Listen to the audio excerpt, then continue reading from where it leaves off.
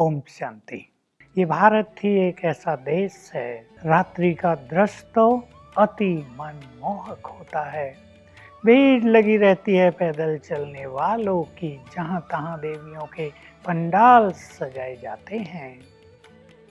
आज हम इस त्योहार के आध्यात्मिक रहस्यों पर चर्चा करेंगे और केवल हमें मनाना ही नहीं है, लेकिन कुछ बनना है, इस पर भी हम सभी का ध्यान आकर्षित कराएंगे।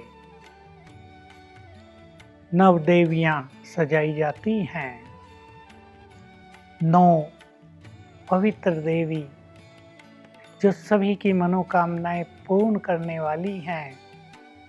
यूं तो सारा वर्ष उनकी पूजा आराधना होती है, परंतु इन दिनों का ही महत्व क्यों? इसके बाद आता है दशहरा।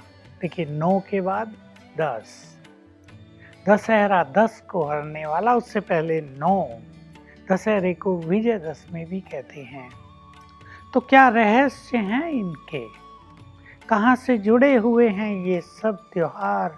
कब से प्रारंभ हुए हमारे इस महान देश में? क्यों ये परंपराएं विकसित हो गई?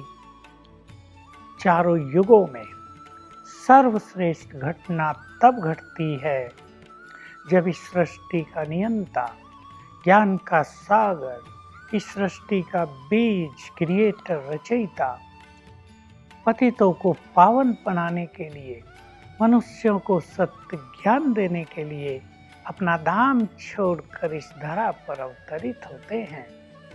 वे ब्रह्मा तन का आधार लेकर सबको ज्ञान देते हैं, दिव्य अनुभूतियां कराते हैं, राजयोग सिखाते हैं। राजयोग का अर्थ है मेरे से कैसे जुड़ो, उससे जुड़ना क्यों जरूरी है, इसकी हम थोड़ी सी झलक, थोड़ा सा गुह्य रहस्य आपके समक्ष प्रस्तुत करेंगे। परंतु उनसे जुड़ने वालों में नारी शक्ति बहुत ज्यादा संख्या में होती हैं। यहाँ तो पुरुष भी आते हैं, पर नारियां विशेष रूप से अपने जीवन को पवित्र बनाकर, उनसे योग युक्त होकर शिव शक्तियां बन जाती हैं। माया के सभी विकारों पर विजय प्राप्त कर लेती हैं। यही शिव शक्तियां, यही नारी शक्तियां भगवान को उसके युग परिवर्तन के कार्यों में अत्यधिक मदद करती हैं। ये अपना सर्वस्व स्वाहा कर देती हैं उस पर, और उसकी आज्ञाओं का पालन करके अपने को आध्यात्म के सर्वोच्च शिखर पर ले जाती हैं। इसलिए इनका ही गायन और पूजन होने लगा। भगवान को साथ दिया, पवित्र जीवन बनाया, योग युक्त होकर उससे शक्तियां प्राप्त करके मनोविकारों पर विजय प्राप्त की। ये बन गई शिव शक्तियां। इनकी ही मंदिरों में पूजा आराधना हो रही है।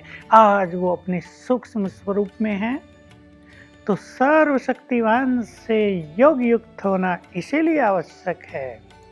जब तक हम उनसे शक्ति नहीं लेंगे, हम इन मनोविकारों को जीत नहीं सकेंगे।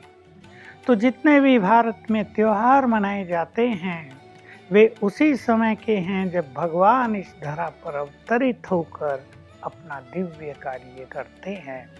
तो ये रहस्य है इन देवियों के पीछे का। ये देवियां कैसे बनी और अब पुनः जब सभी आत्माओं ने अपनी दिव्यता खो दी, शक्तियां समाप्त हो गई, जब मनोविकारों का उन पर साम्राज्य हो गया, तब स्वयं परमात्मा ने आकर मनुष्य को ज्ञान देकर राजयोग सिखाया है। और पुनः वही शिव शक्तियां शिव से योग लगाकर उसके कार्यों में सहयोगी बन गई हैं।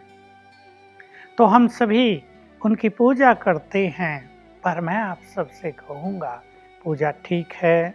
पूजा माना उनके प्रति श्रद्धा रखना, प्रेम रखना, सम्मान अर्पित करना। बहुत सारे तांत्रिक लोग उनसे सिद्धियां भी प्राप्त करते हैं, अनेक तरह की तांत्रिक साधनाएं भी इन दिनों में होती हैं। देवियों को सिद्धिदाता, वरदाता, मनोकामनाएं पूर्ण करने वाला माना ही जाता है और वे ये कार्य करती ही हैं। तो एक तो बात मैं सभी भक्तों को ये कहूँगा कि इन 9-10 दिनों में पवित्रता का पालन करके सच्चे मन से भक्ति करें। दिखावे के लिए नहीं कि चलो सब कर रहे हैं हम भी कर लें। दिखावे की भक्ति कोई फल और बल प्रदान नहीं करती है। शुद्ध मन, सच्चा मन आप अच्छी तरह जान लें। ये सभी देवियां उन पर ही प्रसन्न होती हैं जो बहुत पवित्र हैं, जो परोपकारी हैं, जो सुखदाई हैं, जो रहम दिल हैं, जिनके मन में विश्व कल्याण की भावना है, जो क्रोध मुक्त हैं, जो विकारों से मुक्त हैं, जो सबकी भलाई करते हैं, जो दुखियों के दुख हरते हैं, जो अपना सर्वस्व लगा देते हैं दूसरों की सेवाओं में। भक्ति एक बात है, लेकिन जिसने ऐसा स्वरूप अपना बना लिया, समझो वो इन शिव शक्तियों के बहुत समीप पहुंच गए। अब आप सोच लें, हमें केवल भक्ति करके उनसे कुछ मांग लेना है या कुछ और भी जीवन में करना है, उनकी समीपता को भी अनुभव करना है, उनका दीदार भी करना है, उनसे बातें भी करनी हैं, अपनी बात उन तक पहुंचानी है। ये तभी होगा जब हम उनसे अपना नाता जोड़ेंगे। विचार कर लें, वे माताएं और हम उनकी संतान। परमपिता हमारा निराकार शिव और ये शिव शक्तियां हमारी माताएं। अब माता दुर्गा जैसी हो और बच्चे भयभीत हों, कैसे शोभा देगा।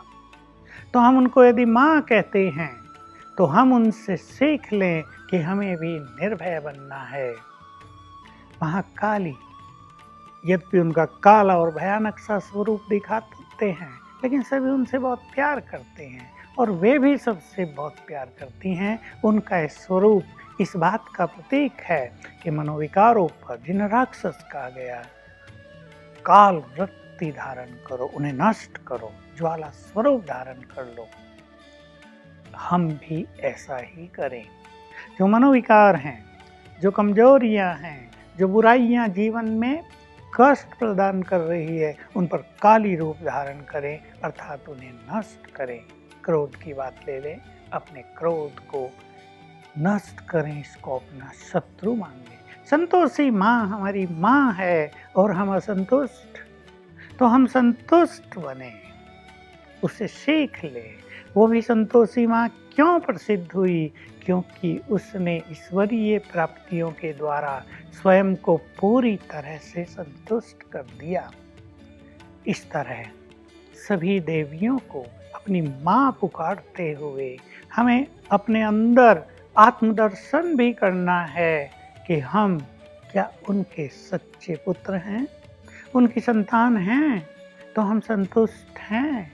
हमने अपने चित्त को निर्मल किया है, जैसे वे सबकी सुखदाई हैं, हम भी सबको सुख देते हैं। आज के दिन इस पूरे पर्व में हम अपने से कुछ व्रत अवश्य लें।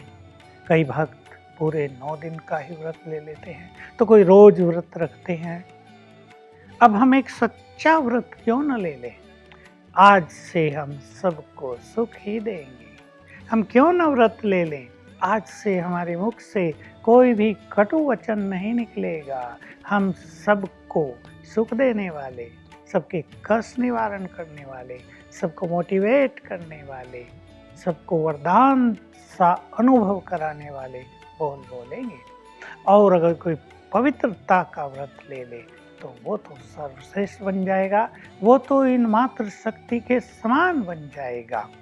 तो सोच लें, हम केवल पूजा ही कर रहे हैं, पूजा करके ही अपने को संतुष्ट कर लेते हैं, या हमारे मन में उनके सच्चे पुत्र या सच्चे भक्त भी कह ले बनने की तीव्र इच्छा है। तो यही हमारा सच्चा व्रत होगा। कि नवरात्रि के बाद से हमारा जीवन पूरी तरह बदल जाए। अन्यथा यही होता है, हर साल नवरात्रि आती है, खुशियाँ मनाई जाती है, व्रत रखे जाते हैं और बाद में फिर हम वैसे के वैसे ही रह जाते हैं। आज से हम व्रत ले लें कि हम संबंधों में मिठास भरेंगे, हम अपने अभिमान और क्रोध को समाप्त करके नम्र चित्त होंगे, ताकि हमारा पारिवारिक जीवन, हमारे ये संबंध बहुत श्रेष्ठ हो जाएं। तो जरा कुछ क्षणों के लिए मातृ शक्तियों को, शिव शक्तियों को अपने सम्मुख लाएं, उनसे बातें करें। आज से हम भी वैसे ही बनेंगे जैसी आप हैं। आप ममतामयी हैं, आप रहमदिल हैं, आप परोपकारी हैं, आप सुखदायी हैं, आप संपूर्ण पवित्र हैं। हम भी इनमें से कम 1-2 दैवी गुण तो अपने जीवन में अवश्य धारण करेंगे। यदि आप ऐसा करेंगे तो आपकी नवरात्रि बहुत सफल हो जाएगी, देवियाँ आप पर प्रसन्न होंगी और छोटी मोटी मनोकामनाएं तो वे वैसे ही पूर्ण कर देंगी। तो नवरात्रि आप सभी के लिए शुभ हो। ये पर्व जो हर वर्ष आता है, जिसको हम वेलकम करते हैं, ये आप सभी के लिए कल्याणकारी हो। आप सभी सफलता के मार्ग पर आगे बढ़ें, आपकी सर्व मनोकामनाएं पूर्ण हो। यही इस पर्व पर हमारी शुभ भावनाएं हैं। ओम शांति।